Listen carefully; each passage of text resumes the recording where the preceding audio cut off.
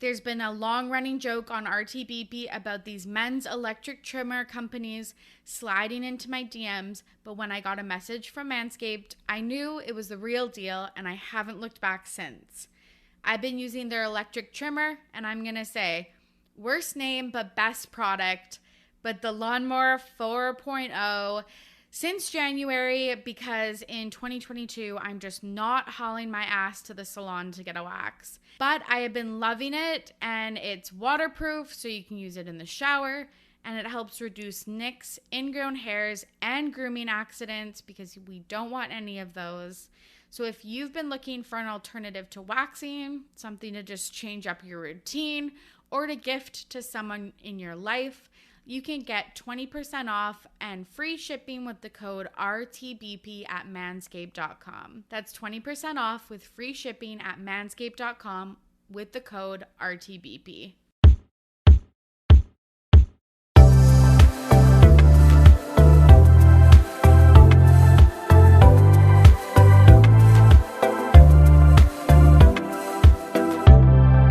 Hey, what's up? It's your host, Torry, and who is ready to be petty? Welcome back to another episode of RTBP. Champ, RTBP's first ever guest back in 2019, is making his triumphant return. I think this is like his 6th or 7th time on the podcast, and we talk about so many fun things, lots of like non-pop culture things as well in this episode. It's a good balance of a little bit of Kylie, a little bit of Oscars, and then just some real life stuff, which is always fun. There are a few updates I want to give before we get to today's episode. First off, Kim Kardashian West, or Kim Kardashian formerly West, addressed the just get up off your ass and work quote, or whatever that was. I can't even remember what the direct quote was nowadays. But she did a interview on Good Morning America and said that the quotes were taken out of context, and the attitude she was giving was because she was fired up from a previous question. So I will say, sometimes I get fired up and say dumb shit on this podcast. Just, you know, like usually there's a camera on, you have a microphone in front of you, you feel like you need to perform, like that, those types of things. But it's like this type of quote is not taken out of context, like at all. Sure, it's soundbitey and stuff, but I believe she really means what she said. I think that family really values hard work, which is amazing. I think a lot of people do, but they don't see all of the privileges that they have, and they get to enjoy work because they are working for pleasure at this point. Their paycheck does not determine what they eat in the next week. It doesn't determine if they have housing in the next month, etc., etc. So, yeah, of course you like to work when when that's the case, and when working, you know, is jetting to Italia for Milan Fashion Week, etc. So we know, Kimmy, that you like hard work, that you're a hard worker. We don't disagree, but you are so out of touch with the reality of 99% of the world. Also, and just like that, Sex and the City reboot got a 2nd season, and I'm thrilled. I feel like I'm on such a TV high right now. Just finished Bridgerton, as y'all know. I've been watching Siesta Key. I've been watching Summer House. Selling Sunset's coming back. The Kardashians are coming back. And Just Like That is coming back. So I'm just so excited, and we'll definitely cover it on the podcast. I know it was so bad. It was good, but I don't know, just love it for what it is. A terrible TV show. It's so nostalgic that it feels good to watch. And I think that's it from me. Short and sweet. Let's get to today's episode. It's a good one. I hope you enjoy. Here is my conversation with Champ. I'm back with a very special guest. Champ, longtime guest, my first guest on RTBP. Champ, how are you? When do I speak? At what point do I speak? I'm doing Well, well. How are you doing? I'm doing well too. I was like gonna be like, like champ of the. Then I was like, Oh yeah.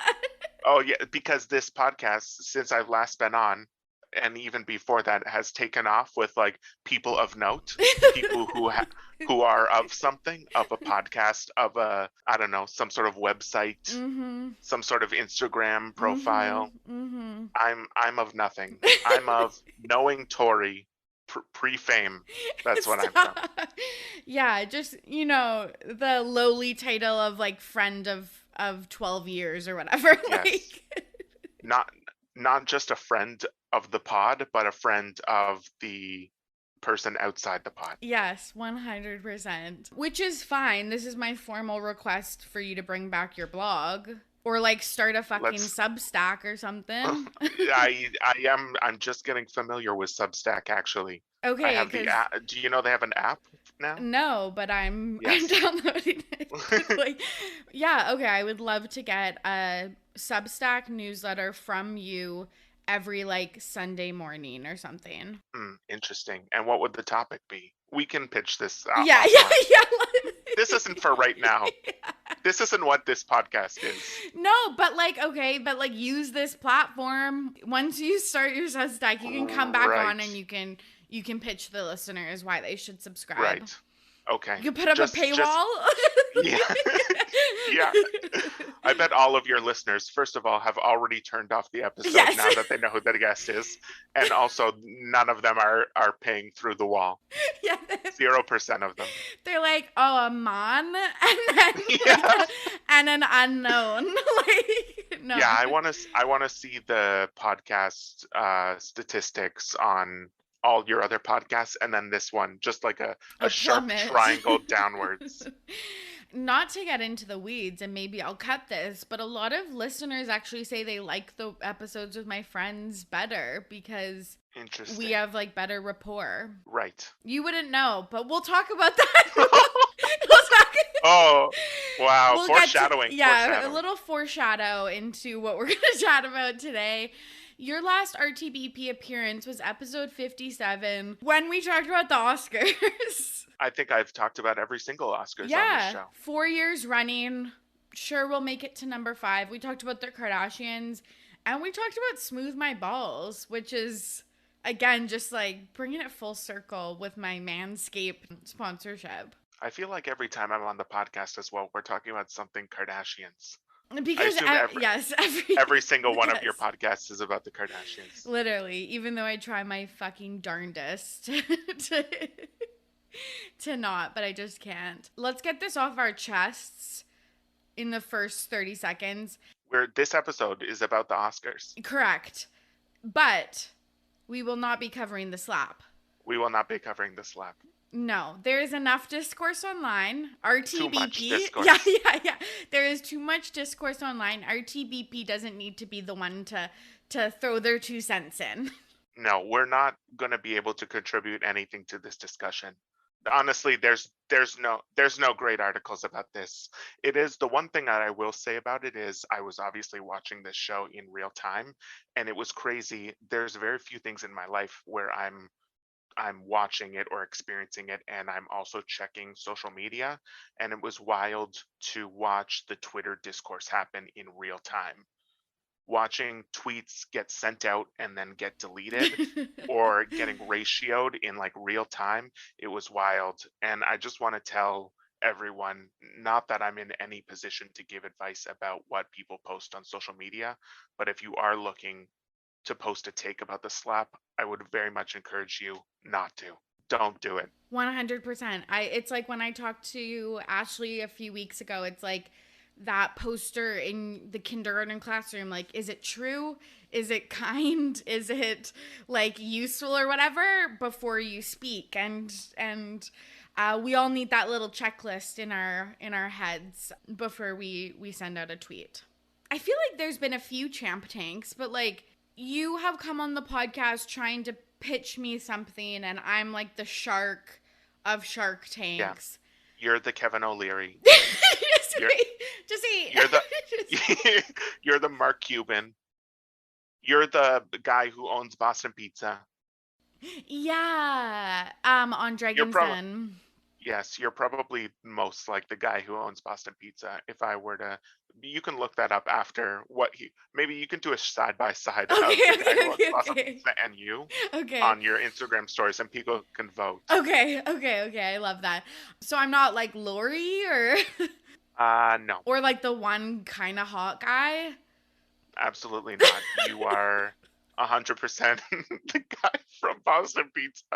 No, I'm just kidding. I don't really know the personalities of all the sharks and dragons enough.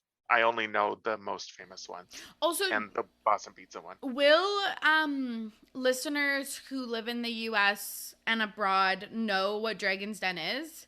It's just the Canadian version of Shark Tank, I guess we can say right now. They would know Kevin O'Leary because I believe Kevin O'Leary's been on the Both. American version and the Canadian version. Yeah. They would not know the Boston Pizza guy though. No, no, no, no, no. So we'll cut this whole segment right now. Let's do After a reset. And we're off to a roaring start. this is professional. So, what do you want to pitch me in this episode's Champ Tank? I'm ready. Thank you so much for having me, Sharks. What I want to pitch you on is, first of all, I want to share some backstory about myself. Is that I have recently started swimming at a local pool for my physical and mental health, and I haven't been to a public pool in many many years. Really, not since I was like a teenager, really. And Oh, I'm a shark. I'm not supposed to be talking. yes, please. All I'm asking for you is you to listen to the pitch. Um, Anyway, so I have recently returned to a public pool, and I just want to tell you that the public change room at a public pool is the literal opposite of consent. Oh, I shouldn't be laughing. Like that's funny, but yes, that is not funny also. I walk in there every day. I don't know how much we can say about what you do for work, Tori, Oh yeah, yeah, but that's fine. you work with sexualized violence prevention and all that. You have given me swag items, a tote bag that says "Let's get consensual" on it. I walk in there with my swimming stuff in that bag every day, and I just display it to the room. I said, "Do you see this?" I have no problem with someone in a corner by a locker getting changed quickly. Zero problem with that. All of our eyes are looking up. That's fine. What I do have a problem with is the people that just roam around the entire change room like it's their personal home. What is happening here? Just completely butt naked. Why am I looking your peen straight in the face right when I walk into the change room? And I'm just wondering, in 2022, Yeah. why is there still a communal change room? Why can we not have just like a couple stalls? Do you know what I mean? 100%. Why am I changing by a toilet? Just like throw a couple stalls in there. Do you know what I mean? And like your feet, you're like, oh, cool. I have to take off my flip flops to like put on my suit, and now my feet are in like urine water. My feet are right next to a toilet. My bare feet. Yeah. It's just like, what are we doing here? I don't know. So like here's what I want to discuss. You're right. Why don't we have So I just want to say a little plug for the new swimming pool at UBC, but they opened up a new swimming pool when I went to school there for a year, and they had universal bathrooms, and they were all single stall. So it's like the way of the future. But every community pool basically ever was built in like the fucking 40s or the 50s. I don't know time. But like, yeah, they're like 50-year-old buildings. The tiles, like I can viscerally, like my feet, I'm having like a war flashback, to be honest. But like it's so three-dimensional that I can feel my feet on like the tile floor, and I'm getting like the heebie-jeebies. Is it just old people like schlanging their songs? First of all, I realize as I'm making this pitch that probably most of your listeners have never been into the men's, like the male side of the public pool changing room. Yeah, yeah, yeah. Maybe not Most since they were children, when like maybe like they were there with like a a parent. male parental figure. Yeah, yeah, yeah, yeah, yeah. Yeah, you could assume that for sure. I don't know the vibe. Like, I feel like women's bathrooms are like, God, don't get me started on gendered bathrooms in in general. But I feel like women's bathrooms are like generally respectable. Like, there's some like older ladies that like to just like wander around nude. But like, I honestly, this is gonna sound weird. I like it because here's why. This is the hottest take of all time, and I just want you to know that now. Now I'm the shark. I just want you to know that I'm out. I'm out on investing in this idea before it's even started. I'm out. Okay, here's the thing. I feel like it normalizes bodies, and there's nothing to be ashamed of. What I will say is, people with penises Should feel shame. People with penises should feel shame. Is that what you're saying? First of all, I can't disagree. I can't disagree. I cannot disagree. The other thing too is there are some of us, myself, which I haven't reached. I don't know if the body positivity and acceptance movement has really reached me as a straight man. We can talk about that as another time, but yeah, it would be nice to have an option that's not a toilet Yeah. to go in and have some privacy and change. Yeah. I also Yeah. sometimes I do the how do you like this idea? Here's a pitch. Yeah.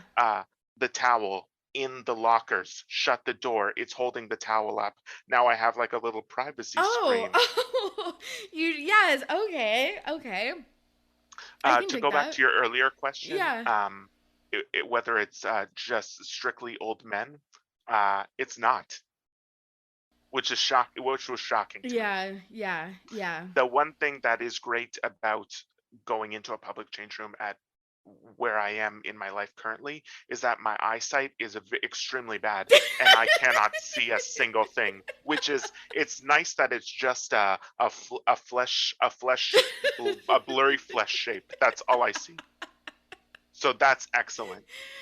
As a person who has walked by an open window and seen a nude person and pointed and yelled, "That's a peen." Like, I completely understand where you're coming from. I would be alarmed for sure. I also like the consent part, like, for sure, because it's like, I feel like if I'm changing in front of like my sisters or my friends or whatever, I'm like, oh, can I just change here? Like, are you okay with that? But some people aren't like that. Maybe it's a implied consent because you know if you're going into a public change room, you know what you're getting into. Like, yes and no, like, kind of, I guess. Like, yeah, maybe there's the option, like, there's the possibility that that's gonna happen, but like, it should be probably like, yeah, more explicit than that. But yeah, I totally feel like, I think for me it's like, yeah, it's like the polite thing to do, but like, is this the polite thing to do, or am I a fucking prude? Because the polite thing to do is like hide under your towel if there's no single stalls. But then it's like, is that just because I'm like a virginal prude? Well, first of all, that's none of my business. I'll say that right now. Yeah, it's hard to know too whether it's like I'm wondering too, will I ever reach an age where I'm just like, Yeah. Yes. scrotum out in a Yes. change room? Yeah. What is the age where it just I don't switches know. in your brain where you're just like, this is what I got and I'm just gonna show everybody. By the way, I just said scrotum on RTBP, and I think that might be the first time that word has ever been said, you think? Okay, it's either the first time or the second time, and the first time was also by you on your last episode. On the last episode. Like, Oh my. I didn't consult the wiki, yeah. RTBP wiki, of all the stats. I'll I'll see if my my friend who's a fact checker can check it for us. Oh, Scan all okay, the okay. audio and check it for Yes. us. I think what I'm really pitching is for all the RTB listeners to go to their local rec center and just donate whatever money they can to the possibility of building A new some Rex. single stalls. Yeah. Yeah, 100%. Yeah, let's fund community like Yes. centers. Because Yes. these places, they probably don't have that much money in comparison to UBC, which can build an entirely new facility where it's like, yeah, let's invest in some freaking privacy. Because you know what? We're talking as like two privileged people here, also cisgendered people. And like I have no idea what someone who's going through like a body transition would do in that situation. 100%. 100%. Yeah. Anyway, Yes. not not to get all, No, no, no, no, no. It's good to social have commentary. no, it's good to have nuance. We like to see all perspectives and yeah, bring a critical eye to these funny bits. One thing just to wrap it up, this champ tank section, is I was in there the other day and there was a small child with their father, and they were talking, Oh and yeah. as their father's trying to like get their clothes out of a bag to put on them, and this child is just screaming throughout the change room, you can be naked and show your body, or you can be not naked and not show your body. That's your choice, dad. Clearly this child has just learned something and is just now parroting back to his father. I love that so much. The younger generations really they teach us everything. Like, That's your choice, dad. yeah, I love that. Yeah, and again, should be our choice whether we witness that or not as well. 100%, Like, 100%. That's the piece that was missing. yes, But maybe yeah. that is at the next swim lesson. Yeah, They'll learn yeah, that. yeah. Could be at the That- next toddlers and whatever it's called. yeah. Toddler swim. Cut that out. Stop. Okay. By the way, can I just say as well? You always, I'm always on the podcast and I'm saying cut this out, and then I will listen to the episode and you've cut none of it out. Nate, leave this in. Yeah. Yeah, because sometimes it's like funny. Do you actually want me to cut it? Like, no. And anything where I stutter over a joke, I try to make a joke, but I can't think of the words. Cut Oh, it that's 100% of the literally time. just this entire podcast for me. Oh, okay. Like, Sorry. yes, so I can't discern what the difference is. Yes. Okay, let's get into our pop culture topics. We're gonna talk about Kylie Jenner's pregnancy video and other celeb pregnancy announcements. We're gonna talk about the ill-fated Oscars, songs the slap, and then we're going to nominate a Pettyweight Champion of the Week and share This Week in Petty Stories. Kylie Jenner released a pregnancy video very similar to Stormi's back in like 2017 for her unnamed baby, not Baby Wolf. And you watched it. I did watch it in preparation for speaking about this topic, and I have a zero things to say about it. I thought it was a nice video. I'm wondering who does all the filming and editing of these videos. Can I tell you what the number one thing I am jealous about the Kardashians? Like, hands down over everything. Their insane wealth. Yeah, okay. Oh, okay. Yeah, Sorry. yeah. Other than that. Yeah, the $19 million private jet that Kim has. Honestly, the thing that I wish that I had that the Kardashians have is an archivist. Like, I don't know if you've seen this, but like, okay, this video is a great example. Like, there's just always someone like fucking filming.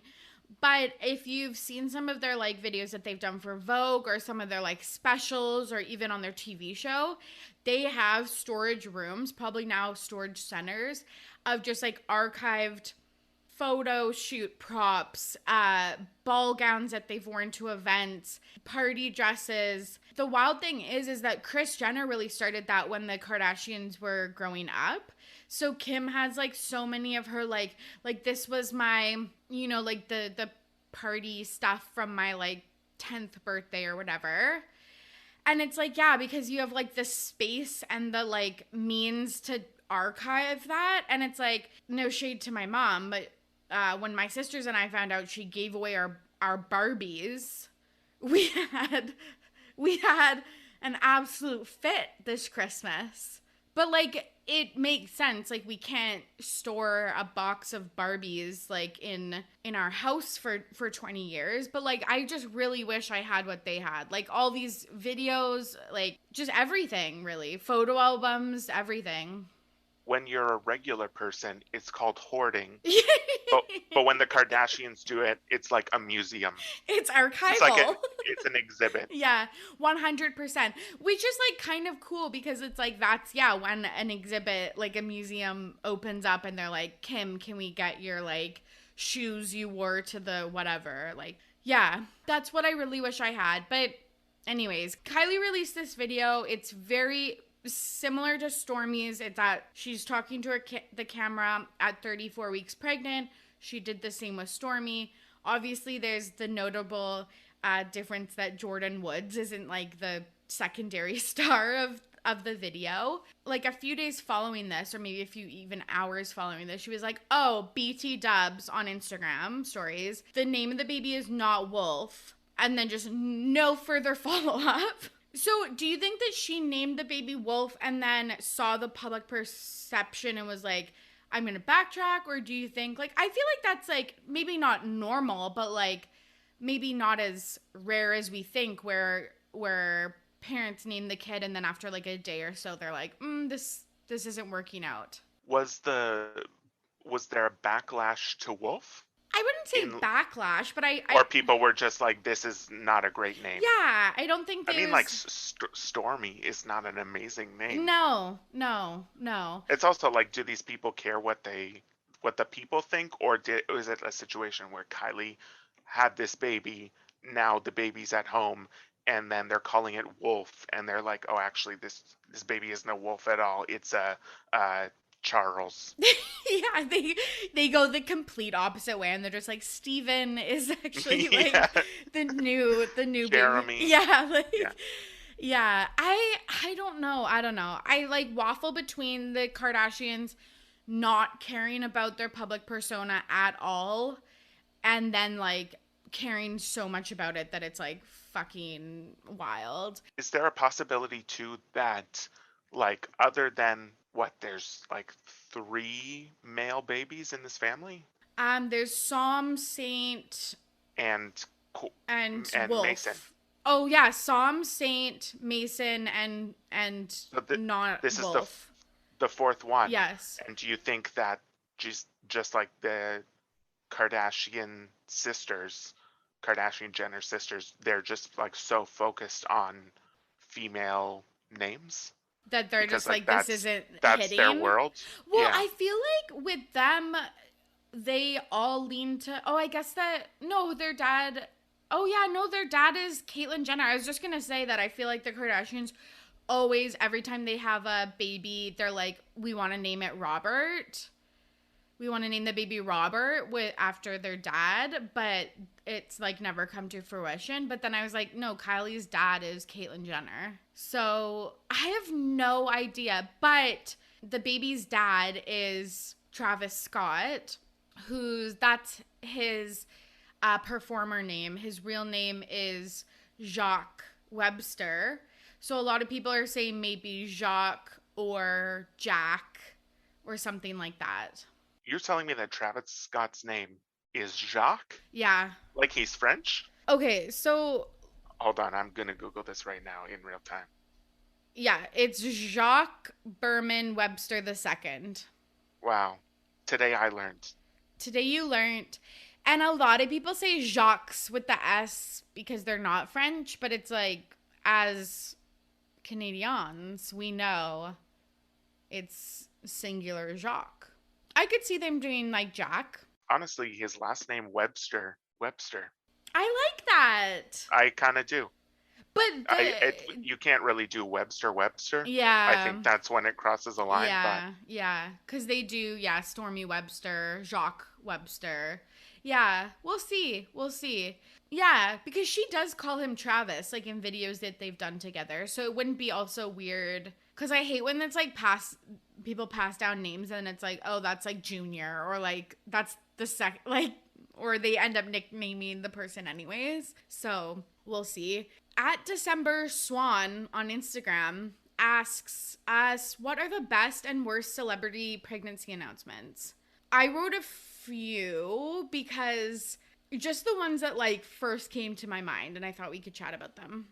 But the people that really stand out to me, Beyonce, when she was performing and then at the very end, I think it was Love on Top, she's wearing that purple sparkly like outfit with the black jacket and then she like rips it open and then rubs her belly. And I think that's something I was also watching in real time. I wasn't on Twitter putting my 2 cents in. Right. You didn't have a take on that? No. But I thought that was just really cool. And again, everyone was like so shocked. She also had that beautiful pregnancy announcement for the twins where she's like it's like lots of pastel colors and she's covered in like flowers and stuff. And I feel like that photo just like is ingrained in my memory. But she also can do no wrong. So of course she was going to be nominated. Cardi B did something similar on SNL. I watched this in real time because I'm a big SNL fan. I knew this one immediately when I read it on the list, where it's like, yeah, that performance was wild and the audience went crazy.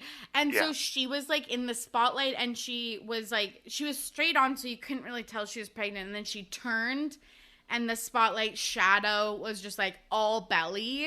It was also cool. I believe, unless I'm remembering something wrong, she did a first performance where she was covered up completely. Yes, and then she did that second one. There was obviously a little bit of speculation, but it was just so good. And it was like, wasn't it like a slowed down, like not acoustic version, but like simplified version of a song? And it was just like, holy shit, this is like unreal. Rihanna, this happened recently, and I talked about it on a podcast with Kirsten McInnes. But the pink puffer jacket, the casual vibes, the jewels, everything was just like, she's just so fucking cool. Like, pregnancy announcements are innately embarrassing. I mean, I had never thought about it. I'm never myself going to be making a pregnancy announcement. So I never thought whether it's embarrassing to do or not.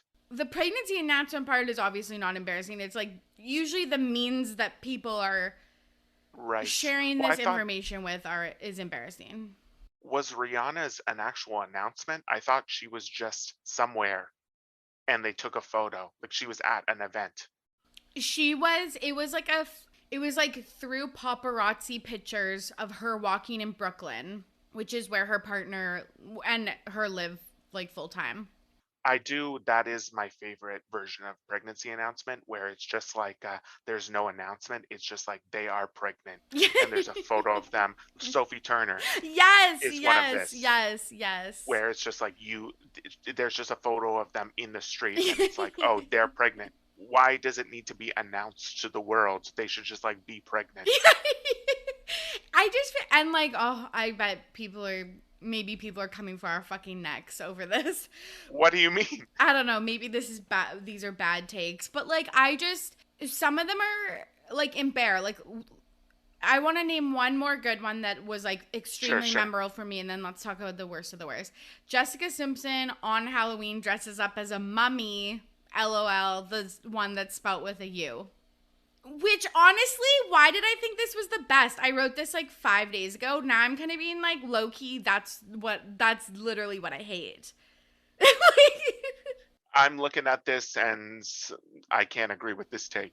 You hate it? I think it's bad. Yeah, it's bad. It's bad. So what do I hate about it? It's just cheesy. It's fucking corny. Like, it's just corny. Bindi Irwin. God love her. I'm sure she doesn't have a mean bone in her body. Did the fam have to dress up in the safari fits? And I mean, they do. To be fair to them, actually, they do run a zoo, so that is their everyday outfit. I did like, and I had to scroll so far before you just like link this conveniently. Yeah. I scrolled so far Oh, in her Instagram, I'm and sorry. there are some nice ones of like her and her husband with like an animal at the zoo, and they're Yeah. holding up like a photo of the sonogram, and they're like, "Oh, today the baby is as big as I don't know, Yeah, that. koala's talon. I don't know what." Yes, that adorable. Like that fun, fresh, like is giving me like a lot to work with. The onesie that's like that awful khaki color, and like a full suit that would be so uncomfortable for the little bebe, canceled. Just putting him to work immediately at the Yeah. zoo. And it's like, what about if the kid fucking has an animal allergy and hates hates Oh, zoos? this is starting to become seems like personal. Yeah. I think you're projecting onto Bindi Irwin's child. Okay, the next one that immediately came to mind, Danielle Jonas with Kevin Jonas. This is shocking that you put this on here because I thought this was celebrity pregnancy announcement. Fucking brutal.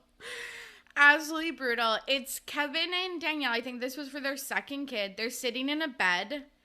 Danielle is eating bags of chip and chocolate bars because. Hold on. I thought this was under the worst category. This sounds amazing.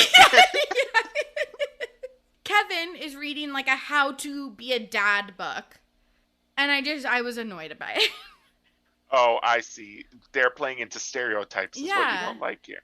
Yeah, it's like he doesn't know anything about having a child, and she is craving junk food. Yeah, like right, real fucking original, Kevin. Classic Kevin. Yeah, just always fumbling the bag. And then the last one that I thought of that really stuck out to me was Ashley Simpson, which this again teeters on best or worst for me because it's like so basically her and her husband Evan Ross announced their baby via Instagram ad. So the first thing is like, that is so tacky. It's like a clear blue ad. So it's like, here's my urine stick to the whole world. And then it's like, how far down have we gotten down this influencer road that your pregnancy announcement you got like probably like $20,000 for? First of all, here are my two questions because the link that you gave me, it's not clear. It does not seem to be a hashtag ad anywhere, which I think is illegal. Illegal. Report them. Also, is Clear Blue tagged in the post? Yeah. Yeah. Tough. That's tough. That's a tough sponsored by Clear Blue. Honestly, Ashley Simpson, get that money.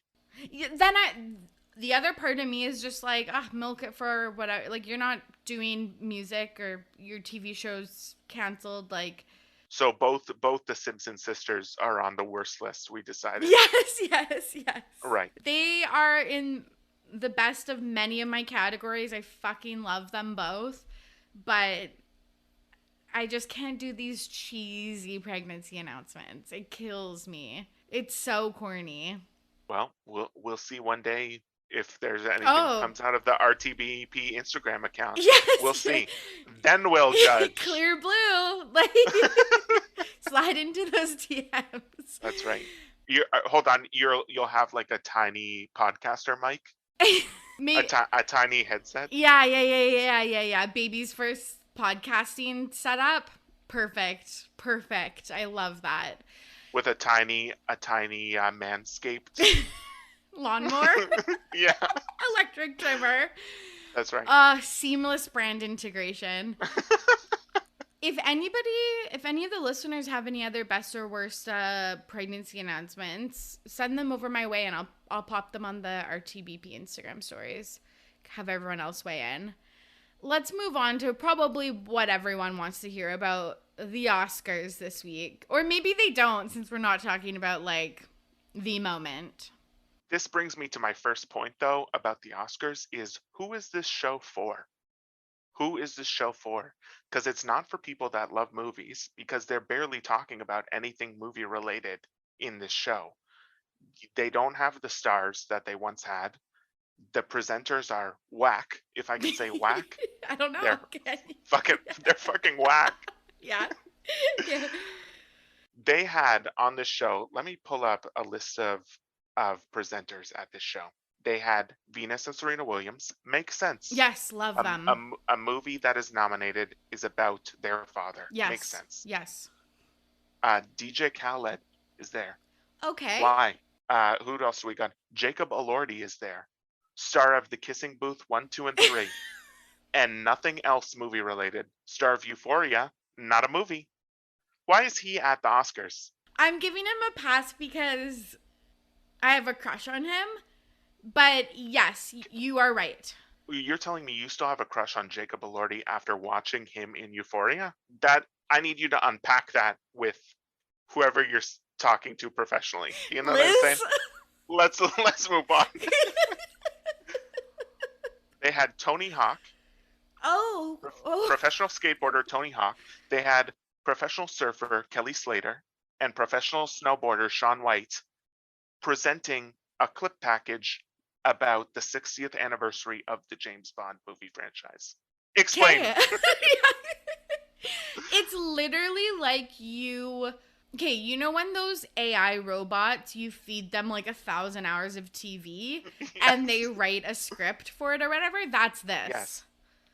I'm just wondering who is an insane fan of Tony Hawk and skateboarding that's like, wow, Tony Hawk is presenting for 2 minutes at the Oscars. I'm going to tune into this 3.5 hour telecast. Okay, so... Who? Yeah, okay, that's the main thing that I wanted to talk to you about. Let me preface my thought, or my comments. I have not watched the last 4 years that you have been on this podcast explaining, like literally mansplaining the Oscars to me. When was the last time you watched the Oscars, though? Was there ever a time that you watched them? I watched them throughout high school. So I would say high school to second or third year of university. So we're like 8 years that I don't think I've watched them. We might have watched them together maybe once or twice. But yeah, like not religiously because A, they're 3 fucking hours. B, I don't watch any of the movies. Like if like fucking A Cinderella Story was nominated for best score. That's right. Then I would be watching. Best joke about Norwegian. I can't believe they cut that category. That's crazy that they did that. That would be a shoo-in every year, but they cut it. Sorry. Sorry, Jennifer Coolidge. Yeah, like it's like they're just not nominating the video or the movies that I'm watching. Also, Right. I like low-key hate movies. Like there, I said it. I don't really like movies. I'm a TV watcher. So this is a great point, though, is that the Oscars in their current iteration, they're trying to get you to watch their show, even though you care nothing about what they're selling. Yes. Where it's like, why are they doing that? Why don't they just pivot to people that insanely care about movies and make it an amazing show for those people rather than catering to everyone under the sun and being unsuccessful every single year? Totally. So this year was like probably the biggest pivot that they've had with inviting like literally TikTokers with like 500K followers. So I was like, is RTBP like, are we like, are we gonna get there one day or like whatever? But it's like, yeah, it's so weird because also it's like, if they're watching it, they're just watching the red carpet. And I don't even think people are watching the broadcasts of the red carpets anymore. No, they're clicking through photo slideshows on the internet of what the looks look like. Which, by the way, speaking of the red carpet, did you see Kristen Stewart's outfit at the Oscars? Yes. Where she's wearing shorts? Yes. I think she knows she's not going to win. She says, I'm wearing shorts to the Oscars. Okay, love this. Yeah, like not the huge ball gown or whatever. I think that potentially a contender for Pettyweight Champion. Oh, okay. I love this. That's what I think. I just, a spur of the moment, just thought of this. Okay. I love this, like, spitball, like we'll do it live. Okay. Yeah, so, like, okay, 2 things. She is the face of Chanel. Right. And they do basically every single one of her red carpet looks. And they basically put her in, like, 2 silhouettes. One of them is, like, a long shirt with shorts. and then one is like a dress. I didn't hate it, but I didn't love it either. I don't know. You didn't love the shorts? Yeah, they were like Oh, I'm all in on you're the pro shorts. shorts. Yeah, I thought it was an amazing move. Why Okay. am I don't understand how I've reached age 31. I'm 31 and I'm just like, wow, I'm a Kristen Stewart fan. I low key love that for you. Never watched a single Twilight movie, but I'm like, I'm all in on Kristen Stewart just wearing shorts wherever she wants. I was like kind of a hater because I thought I should have played Bella in the Twilight series. Right, right. Okay, So okay. I was like jealous, but I really come to like her. I really, really, really like her. I just want to also point out that you and I are commenting on the red carpet looks. Looking. First of all, there's no video evidence of this podcast going out. It's an audio only medium. Clearly. Second of all, how dare you? How dare you? Yeah, it's tough. Yeah, It's tough. It's fucking tough. Oh, listen, I said I liked it. I liked most of the things that I clicked through in the slideshow. Yeah. Me too. The winners of the night for me were Zoe Kravitz, Timothée Chalamet, and Zendaya. There was a lot of looks actually that were just like they're wearing a jacket, but no shirt underneath. A lot of looks like that. Yes, and Courtney, friend of the pod, also friend of ours in real life, messaged me. I think this was her. Oh, fuck, I might have literally just saw a TikTok about it. Well, that's the story of my fucking adult life. Literally was like, how weird is it that like men are wearing suits and then just no shirts? Like, could you imagine if we went to work and that's what was happening? that's right. Anyways, That's the casual part of business casual. Yes, it's no just shirt no underneath. Shirt. Yeah. Yes. Okay. So the youth don't care. The youth do not care. But does this? And I feel like this is really shady of me because I'm such a hypocrite. Like, if people don't realize that, I'm telling you right off the bat, I'm the biggest hypocrite. Because I'm like, influencer is a real job. TikToker is a content creator. Like, they're artists. And then I'm like, anyways, them being at the Oscars, does that cheapen the experience? Like, I'm such a fucking bitch. But, like, does it? If you watched, I didn't watch any of the red carpet. If you watched only the show, there was no evidence that anyone from TikTok was there. So from the viewers at home, no, I don't think it was cheapened in any way by the TikTok people. But yeah, I don't know. Honestly, are the TikToks cheapened by being involved with the Oscars? Yeah, truly though. Truly. Yeah, that's a really good point. What else stood out to you about the Oscars? Okay, I do have a few things there was a ton of drama in the lead up to the Oscars. Yes, okay, love this. First of all, the last year's Oscars, potentially the worst Oscars of all time from a show perspective, not from a things that happened perspective. Yes. They were in a pre-vaccines, like vaccines weren't widely available at that point. So it was a ton of testing, it was social distancing, it was that type of precaution. This year's Oscars, the nominees and guests attending had to be vaccinated. It was all back in the big theater. Dolby Theater. But presenters and performers, there was no vaccine requirements for them, which makes you think which one of these presenters or a presenter they were hoping to get is anti-vax. You're right, because they would change the rules if it was a person. It's Liza Minnelli. I don't think we can speak about Liza Minnelli on this podcast because Liza was looking rough. I know. And it was sad. I know. But God bless her. She also did have a nice moment with Lady Gaga where Gaga was like, "Hey, don't worry about it if you flub this line. I've got you." So I've seen that on TikTok twice. It's come up on my For You page and I've cried both times. It was nice. And obviously like Liza Minnelli, Oscar winner, in a ton of movies, icon. had like a very storied career and also like very potentially difficult life. And it was nice to see her up there, but like it was tough to watch these older Hollywood stars come on to the Oscars and like not be looking so great. I know, like your idols. So what you're saying is my COVID joke did not land. My anti-vax joke did not land. Who else could it be? I don't know. I don't know if it was, yeah. I have no idea who it could have been. Even if you like are you're trying to search for information, there's no real information out there. Yeah, and it's not like we're gonna do that work. No, 100% no. Well, it's interesting because now that you're talking about this, with the Met Gala last year, and even in September, there was a lot of stories about who could possibly be anti vax because of their policies. But it's just interesting how now no one cares, apparently, except for you and I, because we're the biggest fucking germaphobes like you could find. Yeah. We are anxious individuals. So no press about that. So let's blow the roof off this story. Yeah, coming to you soon. Breaking news from the RTB Yeah. Instagram story. Yeah. Like we can do like an online exclusive or something.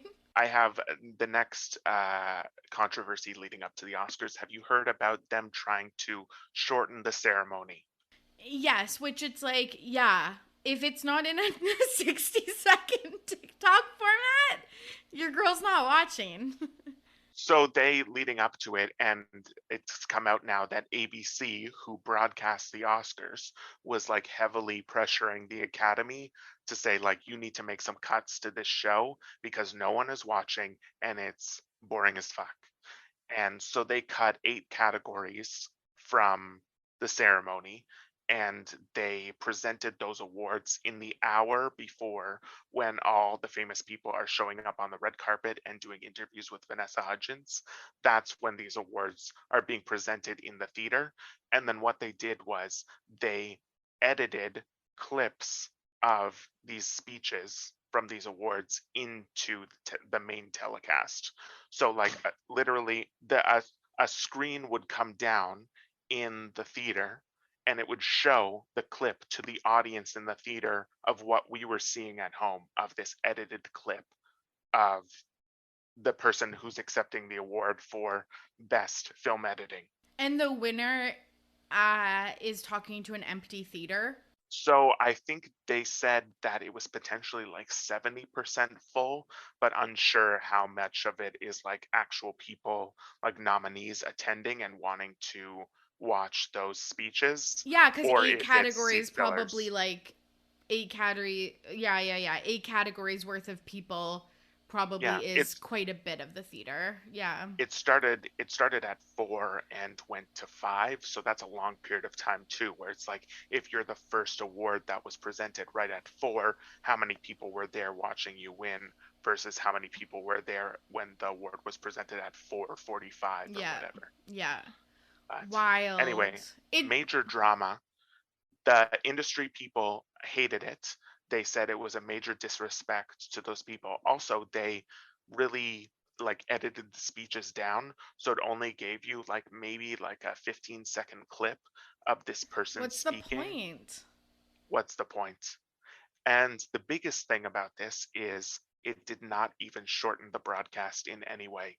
It was still longer than the past 3 years of ceremonies have been.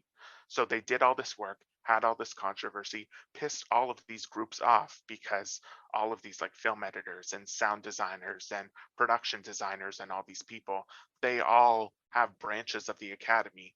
So the academy would have told them that like, hey, your category is not going to be on the main telecast, and piss them off. Now for nothing. There was no difference in the time of the ceremony. My question is does it need to be broadcasted? Like, do they need to air it to recoup the funds, like to pay for the show? I think that the broadcast rights of the Academy Awards is like a major moneymaker for the Academy to function as like an entity. Because like they're a nonprofit, and they just built a museum in Los Angeles. And so I think they're trying to potentially make money back from all the money they spent to build that. So yeah, like I think the broadcast rights of this is like pretty important, but it's also detrimental to the entertainment value of this show. I could list like 1,000 things I would rather do than watch this godforsaken awards show. Here's the last thing Yeah. that I want, this big category that was controversial in the run up Yes. to the show. Have Yes. you heard about the fan voted awards? Like extremely, it was mentioned on Tea Time Pod that I watch at the Okay. Ringer. They had two awards that now call them awards, but they were not given an actual Oscar. It was basically just a clip package that they were like, this is what the fans voted. And they did the Oscars cheer moment, which is any film of all time, what made you cheer the loudest when you watched it in a movie theater? So just think about that. And then they did the Oscar fan favorite movie of the year, where the fans voted what their favorite movies of the year were. And what I want to say before I reveal the winners of the top 5 winners of both of these categories is, did you watch American Idol growing up? Yes, of course. Are you familiar with Sanjaya? Do you remember Sanjaya? I think about him weekly. I'm not even joking. I think about him all the fucking time, wherever you are in the world, Sanjaya. Just like, I hope you're thriving. For the uninitiated, Sanjaya was a contestant on American Idol who the voting public rallied behind him and said, we're going to vote for Sanjaya because he is the worst contestant on this season of American Idol. And we're just going to see how far our votes can take Sanjaya. And he went like pretty far. I think he was final 4. But it was a total troll vote. Yes. They were just trolling Sanjaya. The show didn't know what to do with it. He literally had voice cracks in his songs. Like, it was so bad, but also so good at the same time. Are you also familiar with, this was years ago, there was like a British scientific research vessel, like a ship. Okay. And they did a contest on the internet to name this ship. Yes, and is it like the winning name, Bodie McBoatface. Bodie McBoatface, yes. And I'm just wondering why, with Sanjaya and Bodie McBoatface and countless other examples out in the world, why people are still trying to be like, let's do a vote on social media. Yeah. Let's do a completely zero rules vote on social media. Yeah. You forgot to mention the Big Brother America's Favorite Player award. Yeah, that's right. Yeah, tragic. Yes, 100%. Let me break down the Oscars cheer moments for you. Now, before I say this, what made you cheer in a movie theater, Torry? Like, what's your Oscars cheer moment? My Oscars cheer moment is when I watched High School Musical 3, and the first second of the movie is just the closest shot, tight frame of Zac Efron, sweaty as all hell playing basketball. I fucking cheered for that. Honestly, that's a great answer. Oh, thank you. That's a genuinely great answer. And I want to say I'm not one of those white people that claps or cheers in movie theaters or when an airplane lands. So I just want to say I think that might be the only cheer moment I've ever had. Oh, okay. I think the point is that a cheer moment for a movie is extremely subjective. And also, like, there's so many years of movies that choosing a top 5 is just like the stupidest task of all time. Yes, you could probably do a top 100. Yes. So here's the top 5 that were voted on by the fans. Number 5, the moment in The Matrix where Keanu Reeves dodges the bullet and he like bends over backwards in slow motion. Okay. Iconic. That's number 5. Number 4. Wasn't cheering.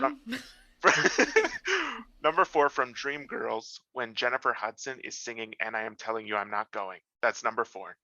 I was weeping. Right. Wasn't cheering. So those ones are the ones that made sense. Yes, those make sense. Okay.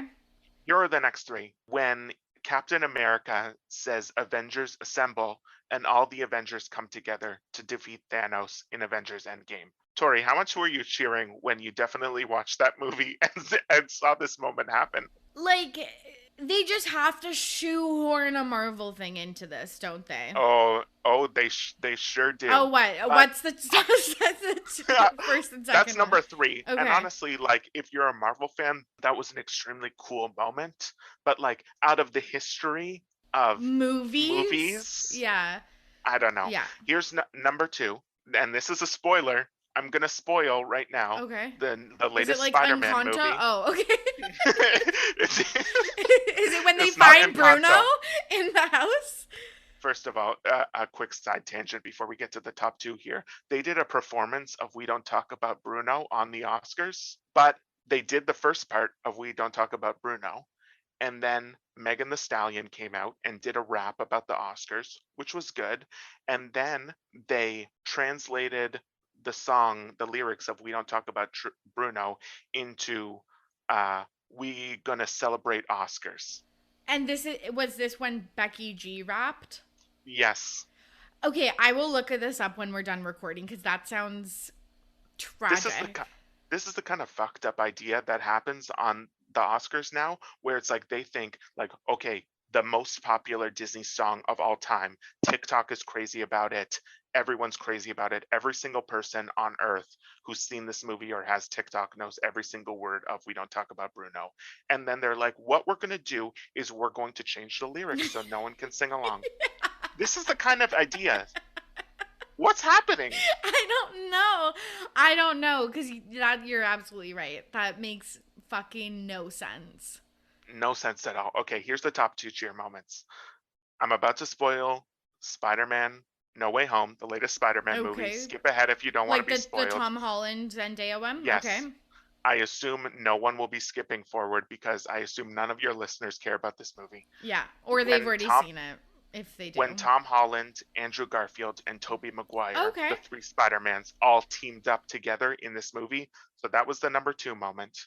The number 1 moment of Oscar's cheer moment is something that was titled The Flash Enters the Speed Force from the Zack Snyder director's cut version of the movie Justice League. I've never even heard of that movie. Any of the words that I said, none of them make sense to you. No. Is what I'm seeing on your face right now. Yes. Okay, so yeah, spoiler alert, all 3 were Marvel or DC Comics or whatever the fuck.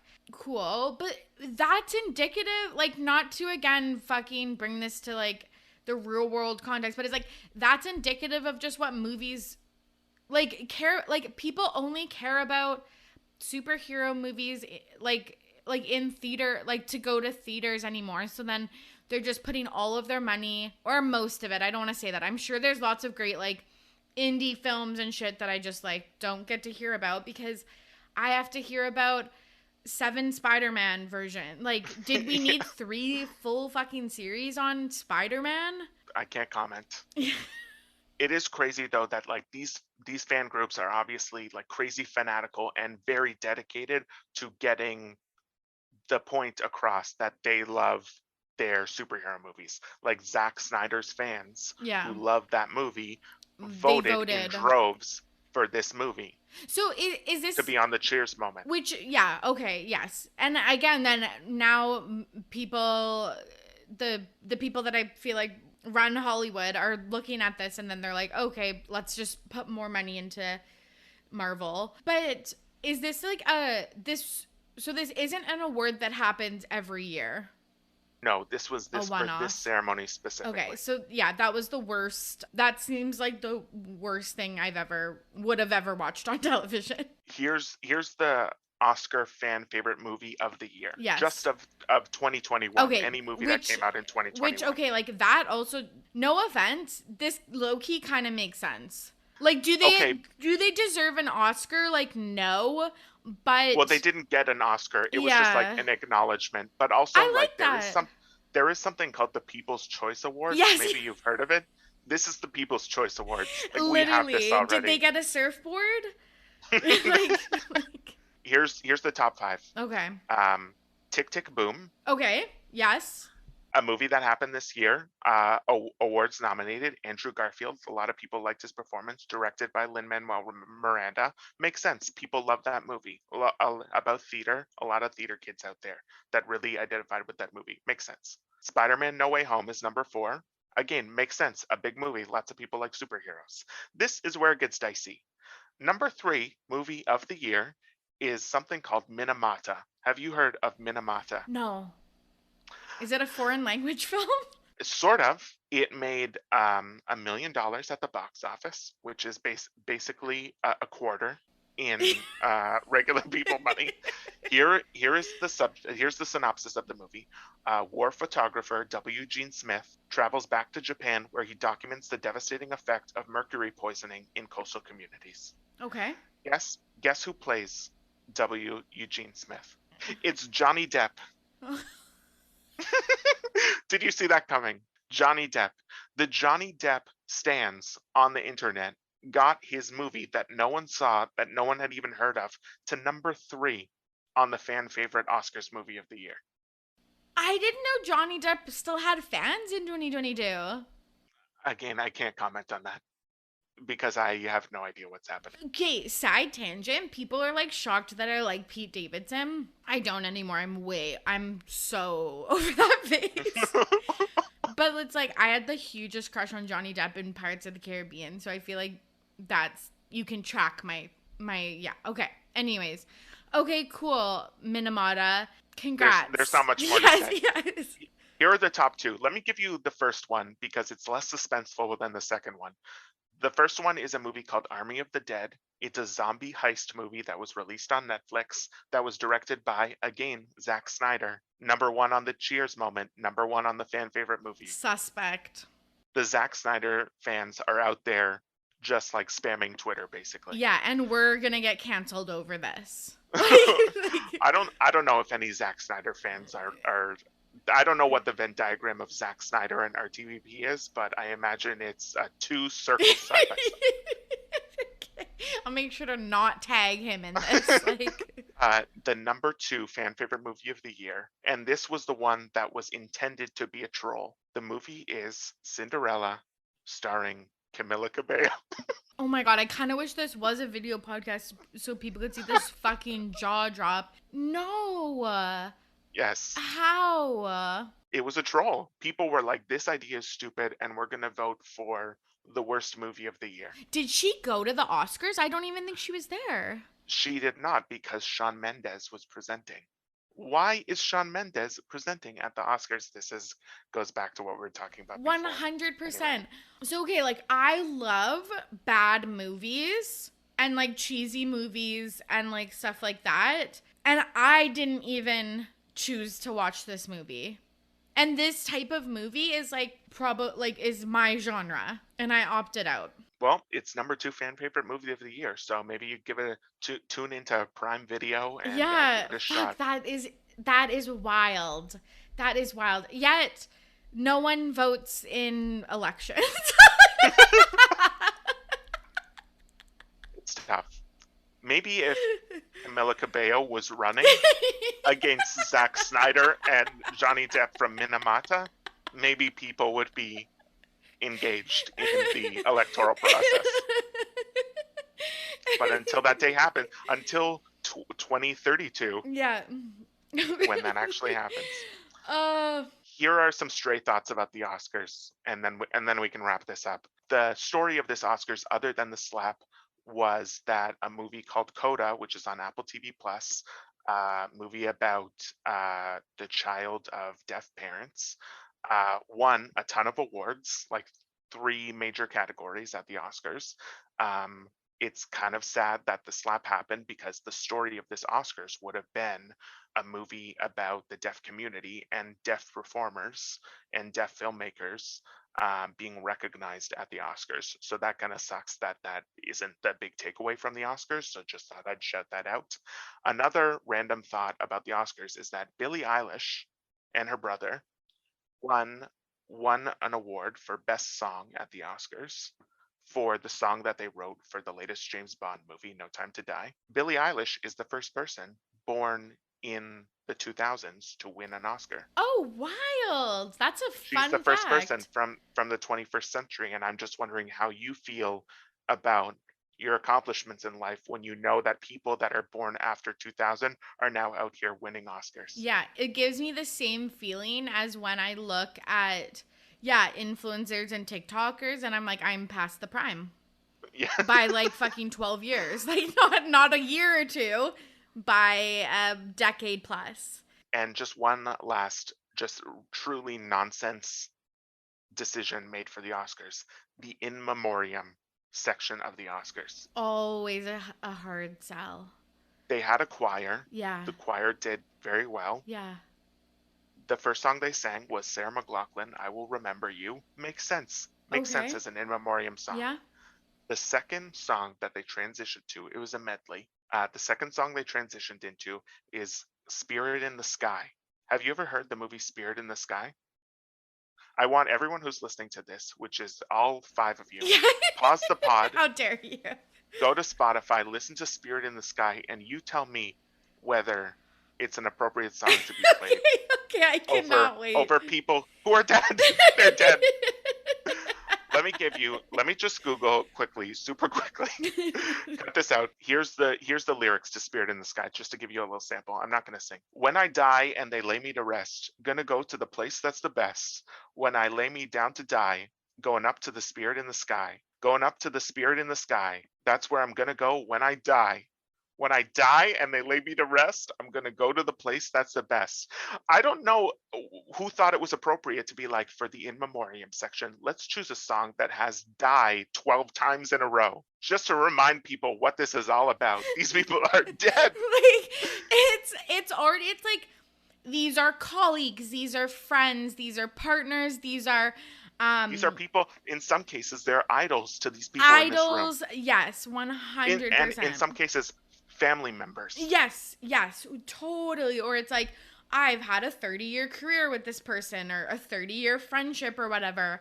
So traumatizing, to say the least. And then it's just like, didn't fit the bill. But like, are the Oscars, like, are they the people we're counting on to do anything appropriately nowadays? Like, anyway, that's just like the last point about the Oscars. Hopefully that was a much more fun discussion than what actually happened on the Oscars that we won't be speaking about. Yes. Okay, I love that. Thank you for the now 4th year in a row you explaining the Oscars to me. I appreciate it. I'll be back next year, yes. Even though I'm sure the statistics for this episode are rock bottom. Sometimes I see they're like rock bottom on like an topic I care about, and I'm like, I don't care. I'm continuing. like, people don't want to talk about like blank. I'm like, I do. Well, I'm gonna do 3 more episodes on it. Okay, let's move on to Pettyweight Champion of the Week. Champ, who are you nominating this week? We're both nominating someone, because I'm going to go with my nomination about Kristen Stewart as my first Pettyweight Champion, wearing shorts to the Oscars. Okay, I love that.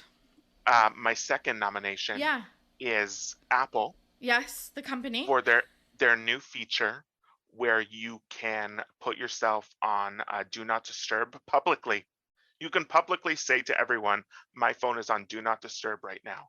And it will be broadcast to anyone who's text messaging you. Anyone who is text messaging you, I'm 70 years old. I was just going to say, okay, boomer.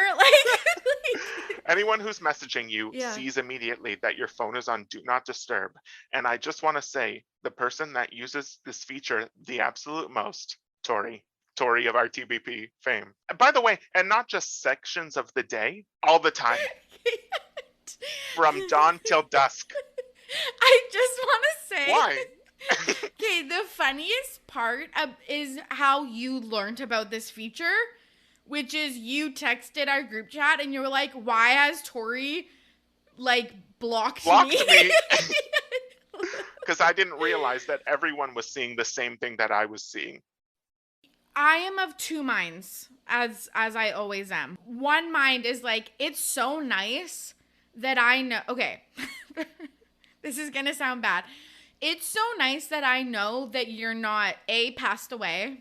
You could be, I guess, still, but like, as an anxious person, I don't know if you have these anxious thoughts too, because, you know, anxiety manifests in different ways. If someone's not replying to my text message, immediate thought, dead. Play Spirit of the Wind or whatever. Play Spirit in the Sky. Yeah. Second thing, I'm like, or they're mad at me or like whatever. That's the inner dialogue I'm having. So I'm like, okay, it notifies them that this is happening. But the other part of me is like, I'm still sending the text message. Like I'm not respecting the do not disturb. I'm sending it. It's being delivered quietly, and I may push like send notification anyways if I really need to. I only turn it on when I'm at work because I am suddenly the member, and you are as well, of suddenly 6 different group chats with various versions of the same people. And I would get anxious when I'm at work trying to get something done and my phone's sitting right in front of me, and I suddenly have 72 iMessage notifications from a group chat that are discussing Wordle. Wordle, but it's literally Wordle.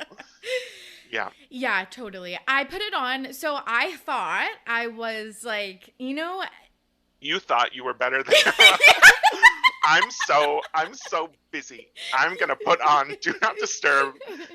No, here's how it actually rolled out. Every once in a while when you get that inspiration of like, I'm gonna be a better person than I am. Like, I'm not gonna be on my phone past 10 p.m. I'm gonna read a book. I'm gonna do a crossword. I'm going to. What do other people do when they're not on their phone? Like, how many crosswords are you doing? None. I've never done one basically in my life. Like, you mean the Wordle? Yeah, I'm gonna journal. I'm gonna do a puzzle. Right. I'm going to meditate.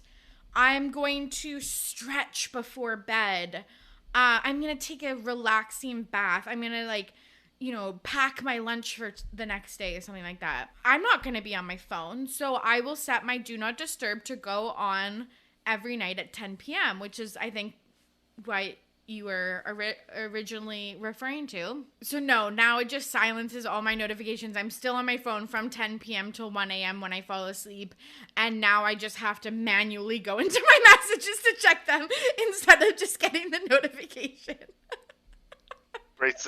Apple, an amazing feature. Yeah, flawless design, execution, everything absolutely flawless. So yeah, that's just the way it is. But I had good intentions with that, and then yeah, it just didn't work out. But I do kind of like it because it's like, oh, I'm on D&D because I'm at yoga, or I'm in Spanish class or whatever. So it's like people know I'm. Or you're recording a podcast. Exactly. I don't have a Pettyweight Champion of the week, so let's go to This Week in Petty. Champ, what are you petty about this week? I would like to give the floor over to you out of respect. Okay. I don't have a This Week in Petty, and I just want to acknowledge your This Week in Petty. Okay. As a gesture of friendship and good faith. And good faith. Okay.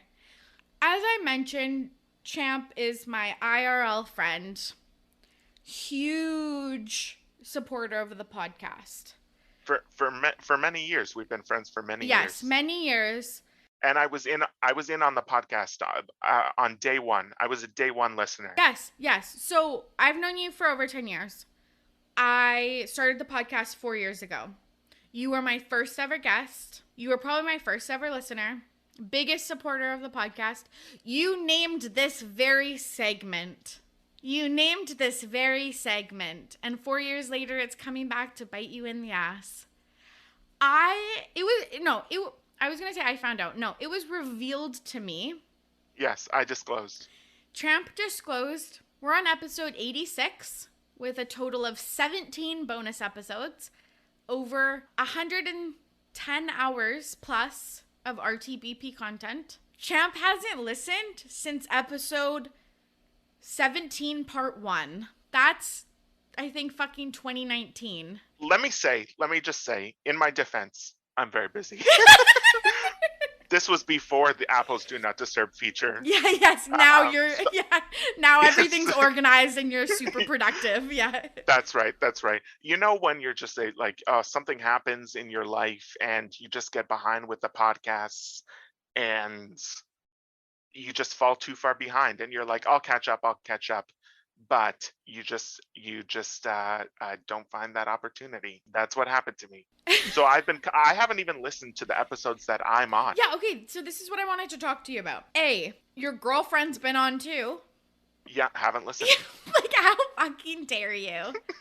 Haven't listened. On the behalf of Dana and I, how fucking dare you? And you've been on. Also, I just want to say, this information was revealed to me as I was asking you to be my 100th episode guest.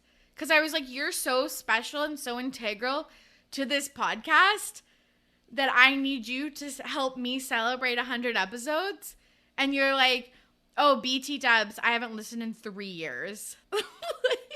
I just wanted to disclose that to you because I didn't want you to message me and like, oh, I'm going to be doing like a best of clip show. What clips should I choose?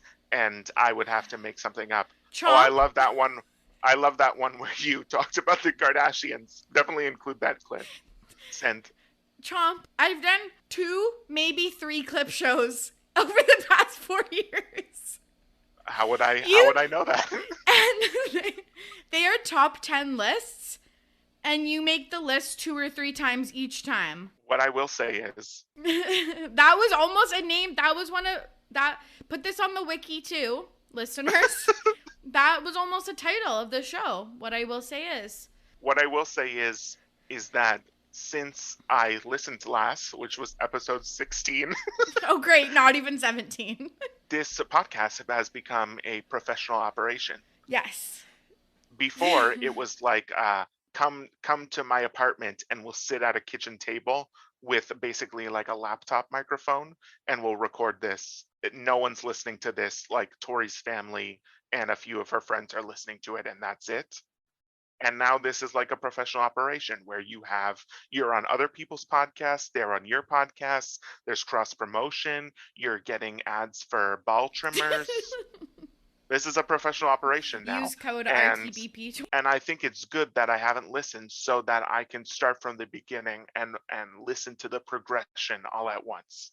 That's what I will be doing that before the 100th episode. I know. That's a commitment that you made to me. That is a commitment. So will you be back for episode 100? Let's see if I can listen. Okay. When is episode 100? Because maybe release every 2 weeks so I can get through the current episodes. It's in 14 weeks. It's in 2.5 months. Okay. What I'm going to do is I'm going to sign off of this podcast right now because I need to get to work. Yeah, I was listening to these episodes. Yes, you do. Yes, you do. This was a really fun episode, Champ. Is there anything that you want to promote? Substack coming? Yes, a Substack coming to an app near you, an email inbox near you. Definitely sign up for the paywall because that's where the good stuff is. That's where you'll find out all the dirt on RTV. No, nothing to plug. Well, I will say I'm going to post a picture of us recording a episode in my shitty apartment with a shitty mic huddling over like a kitchen table. That'll be fun for the listeners. Yes. Do you have a picture? Oh, okay, yes. Okay. That'll be fun for the listeners. I think it was your first episode on the pod, episode I think 4, and I think that was the first time I ever had a guest. Yes. So we'll do a little throwback for the listeners. Great. Thank you for coming on. We'll see you in 3 months for episode 100. I can't wait to be back for episode 100. A champ name reveal maybe is coming. Put that on the wiki. Right. And there you have it. Thank you so much for listening, and thank you, Champ, for joining me today. If you enjoyed today's episode, please follow along with me on social media at RTBP Podcast. There's lots of ways that you can engage with other listeners of RTBP and slide into my DMs if there is ever a topic that you want me to discuss on the pod or just with me over DMs. You know, I love a good voice memo. The best thing that you can do to show your appreciation for RTBP is to share it on social media, to leave a review, or to send it to a friend who you think would like it as well. I appreciate you all so much. I hope you are healthy and safe out there. As always, I'm your host, Torry, and I'm ready to be petty. See you soon. Bye.